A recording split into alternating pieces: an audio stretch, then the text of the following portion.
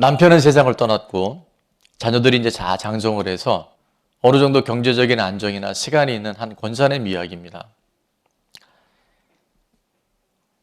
사람은 아무리 경제적으로나 환경적으로 편해도 보람이 있어야 되거든요. 그러니까 삶에 보람이 없다 보니까 내가 좀 더 가치 있는 일을 하면 뭐가 좋을까 그렇게 기도하던 중에 임종을 앞둔 분들의 마지막 그 호스피스 사역을 좀 도우면 좋겠다라는 생각을 갖고 호스피스 병동에 가서 이제 자원봉사자 일을 하게 됩니다. 그래서 그곳에 봉사하다 보니까 참 일이 너무 귀중한 일이다 그런 생각이 들어서 정식으로 이제 시험을 치르고 간병인 자격증을 따서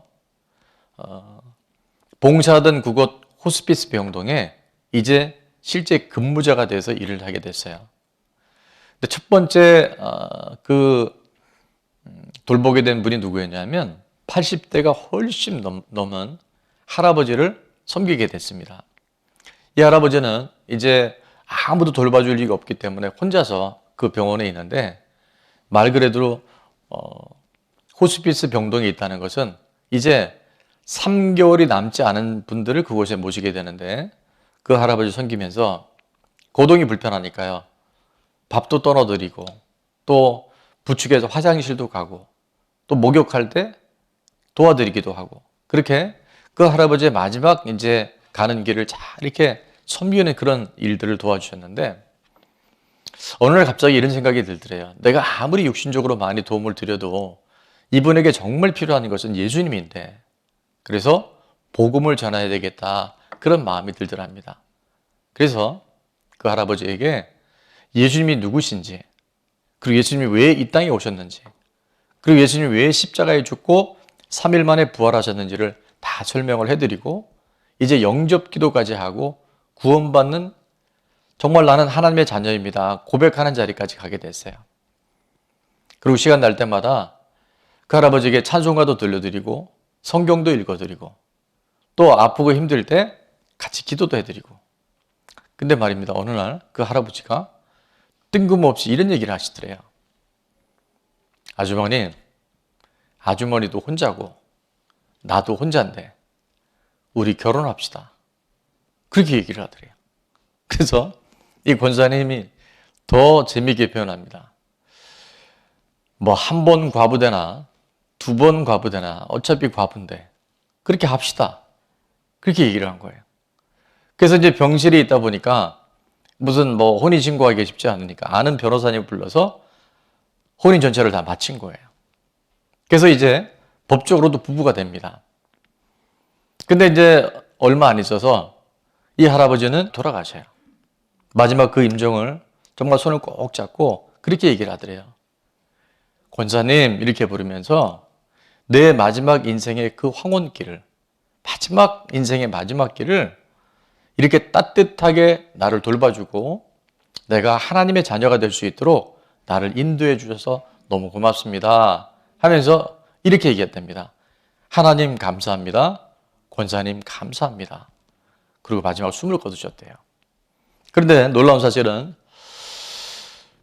그 할아버지 임종 이후에 이 권사님 통장에 어디에? 통장에 돈이 이체가 된 거예요. 그게 뭔가 봤더니 이 할아버지가 무려 9억 원이라는 돈을 갖고 있었는데 이 돈을 누구한테 줄까? 유산 줄 만한 가족이 없다 보니까 내 마지막 가는 길을 잘 돌보는 사람에게 이 돈을 줬으면 좋겠다. 그렇게 아마 생각했던 것 같아요. 그래서 그 권사님한테 결혼을 합시다. 법적으로 가족이 되어졌고 그래서 그 얼마를? 9억 원을 이 권사님한테 송금을 한 거예요. 그 권사님의 간증이 이런 내용이 있더라고요. 나는 연애도 해보고 결혼도 해봤습니다. 자식도 낳아봤습니다. 그런데 이 할아버지와 보낸 이 3개월이라는 시간이 없었다면 나는 세상을 잘못 살 뻔했습니다. 너무나 행복했습니다. 아름다웠습니다.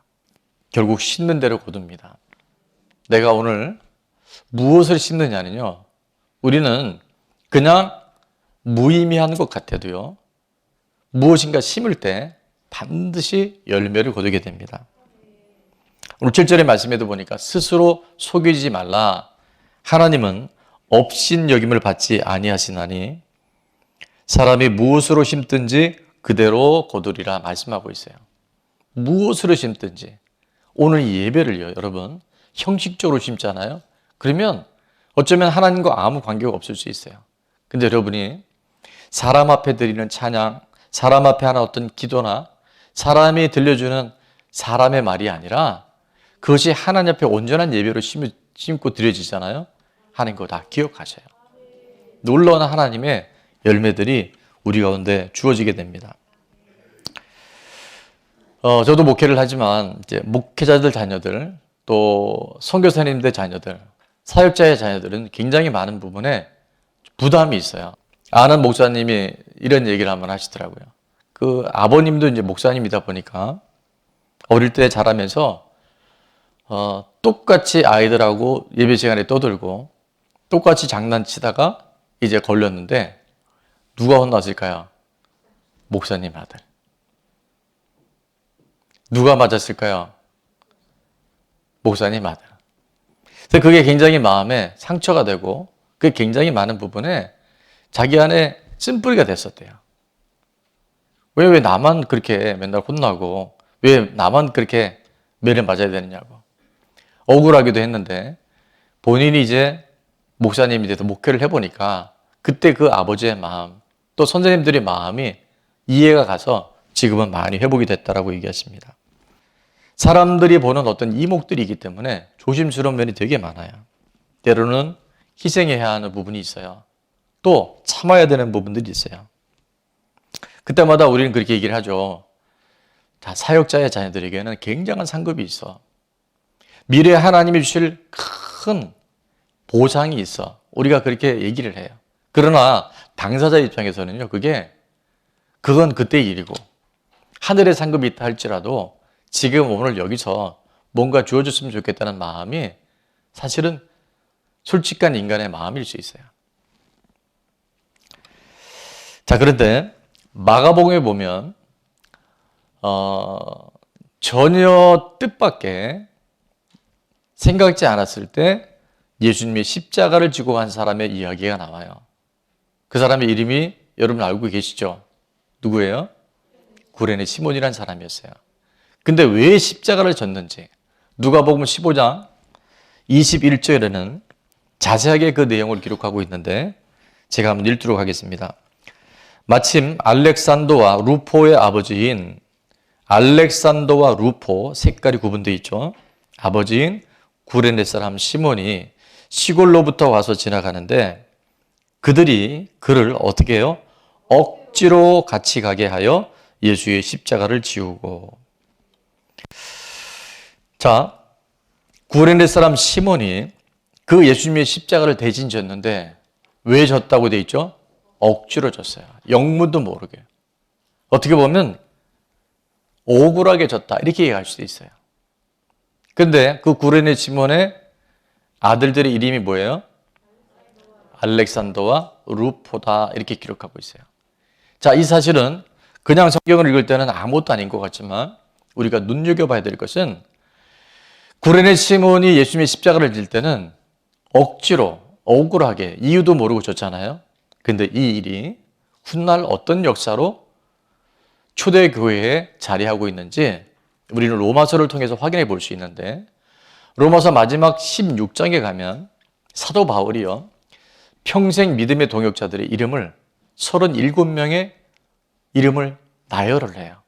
내 생명을 주고도 바꾸지 않을 내 눈을 빼서라도 섬기는 동역자 바울의 함께 그 일을 감당했던 사람들 이름이 나오는데 거기에 13절에 보면 놀라운 사실을 기록하고 있습니다. 주 안에서 택하심을 입은 누구? 루포가 나와요. 루포가 누구라고요? 구레네 시몬의 아들이었어요. 그 루포와 그의 어머니에게 문안하라 37명 안에 들어가는 예수님 다음으로 초대교회 신약 성경을 강력하게 하나님 나라를 구축했던 사도 바울의 누구라고요? 동역자. 그 안에 루포와 그의 어머니의 이름이 기록이 돼요. 오늘 우리는 그 하나님이 하신 일들을 다 이해할 수 없어요. 하나님의 계획하신 바를 추측할 수 없어요. 그러나 분명한 것은 하나님 우리가 이 땅에 내가 이해하지 못하고 내가 그것을 다 해석하지 못한다 할지라도 하나님 나에게 어떤 일을 맡기시고 그 일을 감당하게 하실 때는 절대로 하나님이 잊어버리지 않으셔요. 구레네 시몬이 그걸 어떻게 알았겠어요? 그 억지로 진 십자가요. 결국은 어떻게 됩니까? 본인의 구원은 물론이고 아들들의 알렉산더와 루포의 예수님을 영접하고 만나는, 그리고 그 어머니가 바울의 어머니다 할 만큼 강력한 가족 구원의 그 교두보가 구레네 시몬의 억지로 진 그 십자가를 통해서 이루어진 줄 믿습니다. 그러니까 현재 시점에서 우리가 모든 걸 이해하려면 참 답답하고 어려울 때가 많아요. 그러나 하나님 나라에는 우연이 없고요. 오늘도 우리가 예배를 드리고 우리가 하나님께서 맡겨진 사명을 감당할 때 하나님 반드시 거기에 대한, 세상으로 말하면 반대급부, 하나님의 놀라운 영적인 법칙과 영적인 열매들이 기다리고 있는 줄로 믿습니다. 다니엘서 12장 3절에 보니까 지혜 있는 자는 궁창의 빛과 같이 빛날 것이요 많은 사람을 어디로? 옳은 대로 돌아오게 한 자는 별과 같이 언제? 영원토록 빛나리라. 여러분, 이 땅에 살지만 영원토록 우리가 하나님의 나라와 하나님의 분깃을 미리 예약할 수 있다는 것은요, 최고의 특권이고 하나님이 주시는 축복인 줄로 믿습니다. 그래서 우리가 이 부름받아 산다는 것은요, 얼마나 큰 하나님의 특혜인지 몰라요. 오늘 예배할 수 있다는 것, 오늘 찬양할 수 있다는 것, 특별히 매일 저녁마다 우리가 기도하면서 하나님 앞에 그렇게 올려드리잖아요. 하나님은 하나도 그것을 잊지 아니하시고 하나님 때 그 모든 것을 이루어 주실 줄로 믿습니다. 선을 행하되 낙심하지 말지니 때가 이름에 거두게 하시는 하나님. 시편 126편 5절 6절에 보니까 이렇게 말씀합니다. 눈물을 흘리며 씨를 뿌리는 자는 몸으로 거둔다고요? 기쁨으로 거두리로다. 뿌리는 자가 거두는 거예요. 여러분, 뿌리지 않고 거두다 하는 것은 바로 세상으로 말하면 도자로 시작하는, 그게 도둑놈 심보라는 거예요. 근데 너무나 많은 하나님의 사람들도요, 나는 아무것도 심지 않았는데 뭘 거두기 원하는 그런 인간적이고 인본주의인 생각들이 얼마나 많이 들어와 있는지 몰라요. 6절에도 보니까 울며 씨를 뿌려 나가는 자는 반드시 기쁨으로 그 곡식단을 가지고 돌아오리로다. 믿음 안에 바로 서 있는 사역자의 자녀들, 지금은 다 그것을 이해하지 못해도요, 하나님의 때가 되면 모든 것 안에 하나님이 예비하신 분복들이 넘쳐나게 될 줄 믿습니다. 100% 하나님께서 책임지실 줄로 믿습니다. 제가 어릴 때 많이 불렀던 유행가가 하나 있는데, 님과 함께라는 유행가예요. 가사가요, 되게 성경적이더라고요. 굉장히 성경적이에요. 복음성가 같아요. 자, 봄이면 뭘 뿌려요? 씨앗을 뿌려요. 여러분, 씨앗 뿌린다고 바로 뭐가 되는 게 아니죠. 싹이 나죠. 그 다음에 줄기가 돋고, 그 다음에 잎이 돋고, 감자에 싹이 났다, 뭐 이거 하는 것 같아요. 그 다음에 꽃이 펴요. 자, 그래서 봄이면 씨앗을 뿌리고, 여름이 어떻게 됩니까? 꽃이 피고, 가을에 열매를 맺어서 풍성하게 풍년이 와요. 그리고 우리 인생이 겨울이 옵니다. 우리 여기 젊은 분들도 많이 있지만 인생이 굉장히 빨리 지나가요. 그 마지막 때에 주님 앞에 서는 그 시간에, 그 겨울에 어떤 삶이 된다고요? 행복한 삶을 살아요. 근데 우리는 풍년은 그렇게 원하고 그 겨울에 행복하기를 원하면서 뭘 안 한다? 봄에 잘 안 풀어요. 그러니까 이게 무슨 심보라고요? 예, 그 심보예요. 여러분, 정신 차리셔야 돼요.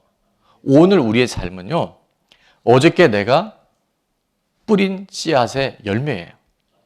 그렇다면 제가 예언할 수 있어요. 내일, 미래, 여러분의 인생은 어디서 결정이 될까요? 오늘 내가 무엇을 심느냐. 여러분 생각 하나도 내가 함부로 하지 마시고요. 정말 하나님 기뻐하실 생각을 하잖아요.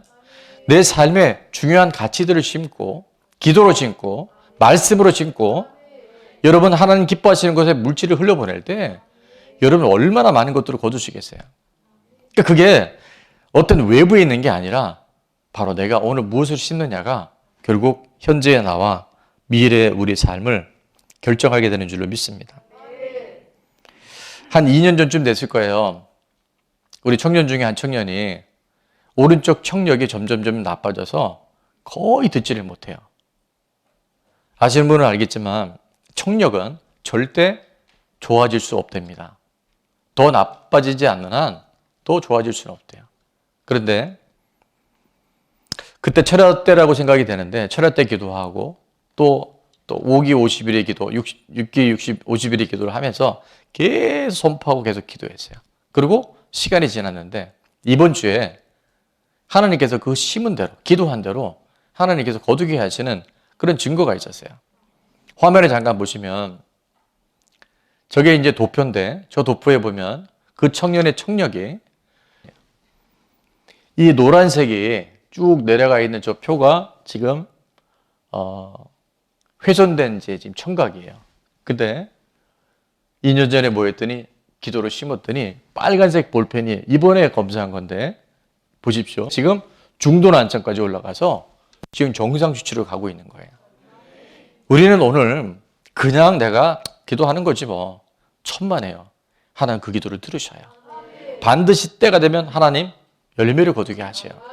우리가 선을 행하되 뭐하지 말지니 낙심하지 말지니 포기하지 아니하면 때가 이름에 반드시 거두게 하실 줄로 믿습니다. 8절의 말씀에 보니까 자기 육체를 위하여 심는 자는 육체로부터 썩어질 것을 거두고 성령을 위하여 심는 자는 성령으로부터 영생을 거두리라 말씀하고 있어요. 오늘 여러분이 많은 노력을 하고 세상에서 수고를 많이 하는데 분명한 목표와 방향이 필요합니다. 육체를 위해서 심는 것들은요, 잠깐은 뭘 내가 손에 쥔 것 같은데, 이루는 것 같은데, 그 마지막에 어떻게 된다고요? 육체로부터 썩어질 것을 거둬요. 그런데 놀랍게도 성령을 위하여 무엇으로? 성령으로부터 심는 자는, 성령을 위하여 심는 자는 성령으로부터 영생을 거둬요. 제가 말씀드리는 걸 잘 들으실 건 뭐냐면 지금 여러분은 어떤 분은 한 귀로 듣고 한 귀로 흘릴 수 있어요.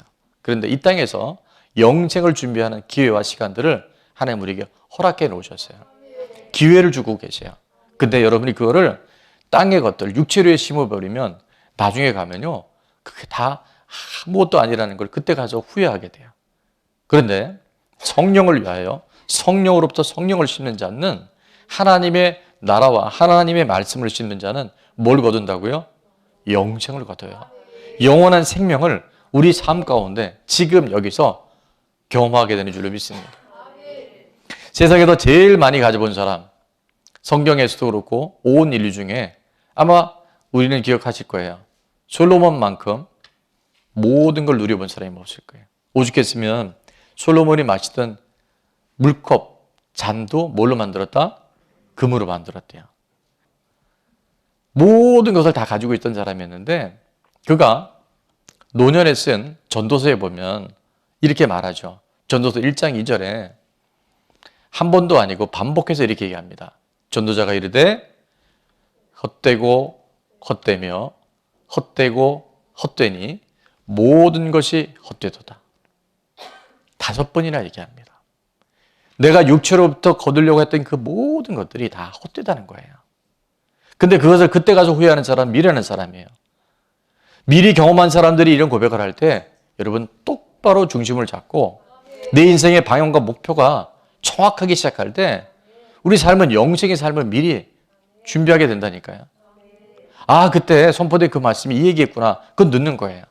오늘 여러분이 자각이 들어오고 내 안에 결단이 들어왔을 때 아, 내가 육체로부터 그런 헛되고 헛된 것들을 더 이상 쫓아가지 아니하고 정말 하나님 나라와 내 영혼을 위해서 본질적인 것이 무엇인가를 분명히 할 때 삶이 환경이 바뀌는 게 아니라요, 내 인생의 내 중심이 바뀜으로 인해서 정말 행복해지고 죽어서 가는 천국이 아니라 오늘 여기서 내 심령과 내 환경 안에 하나님이 함께 하심, 동행하심의 천국이 이루어지게 되는 줄 믿습니다. 3절에도 보니까 이렇게 말합니다. 해 아래서 수고하는 모든 수고가 사람에게 무엇이 유익한가? 아하, 육체로부터 모든 것들은 유익한 것이 아무것도 없다는 걸 알게 됩니다. 22년 정도 목회를 하면서 깨닫게 하시는 것이 있는데 그건 뭐냐면 심을 때가 있으면 반드시 거둘 때가 있다는 거예요. 그러니까 여러분 심을 때 많이 심으세요.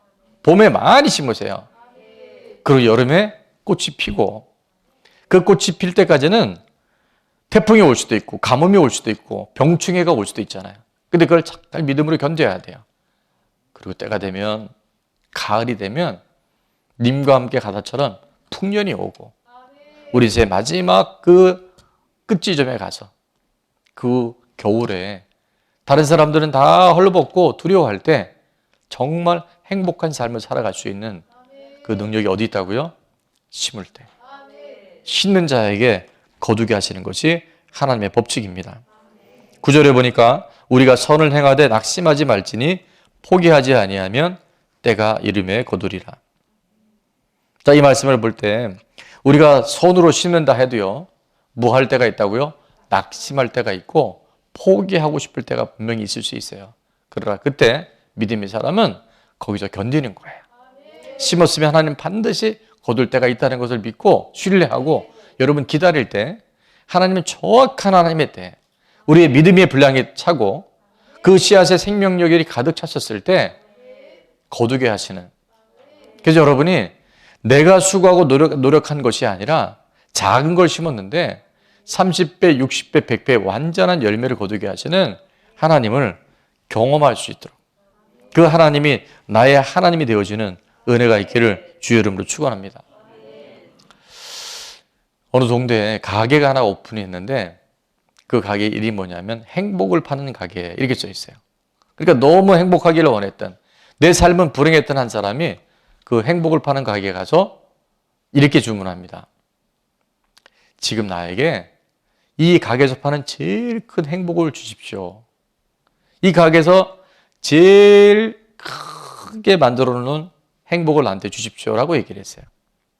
그랬더니 주인이 빙긋이 웃으면서 들어가서 뭘 하나 갖고 나오는데 요만한 봉투 하나 준 거예요. 아니, 내가 제일 큰 행복을 달랐지 왜 이렇게 작은 걸 주냐고. 그랬더니 그 주인이 하는 말이 우리 가게는 행복의 열매를 파는 것이 아니라 뭐를 판다고요? 행복의 씨앗을 파는 거예요. 작은 그 씨앗 하나에 우리가 믿음으로 심고 하나님의 하실 일들에 대한 확신을 갖고 싶잖아요. 그러면 행복은 하나님께서 거두게 하셔요. 그냥 세상적인 것들에 떠내려가지 마시고 영원한 것들에 여러분의 삶을 들여보십시다. 심읍시다. 여러분 얼마나 미래가 밝고 얼마나 미래와 희망이 우리한테 싹트겠어요. 그런데 과거의 어떤 것들로 인해서 현재적인 나의 삐뚤어진 것들로 인해서 하나님이 주신 것들을 제한한다고 한다면 나도 나지만 하나님 보시기에 나를 사랑한 사람들이 보기에 얼마나 그게 안타까운 일이겠어요. 물론 환경은 매우 어렵고 아까 그 목사님 자녀처럼 어릴 때 왜 나만 혼나고 왜 나만 맞아야 되냐고 생각할 수 있지만 그 생각의 방향을 하나님께로 심고 하나님께로 향했을 때 그 삶의 모든 부분을 하나님께서 리셋하여 주셨듯이 팬데믹 한가운데서도 우리가 금식하며 기도할 때 하나님 반드시 이 나라의 민족의 역사를 주님께서 붙잡고 가실 줄로 믿습니다.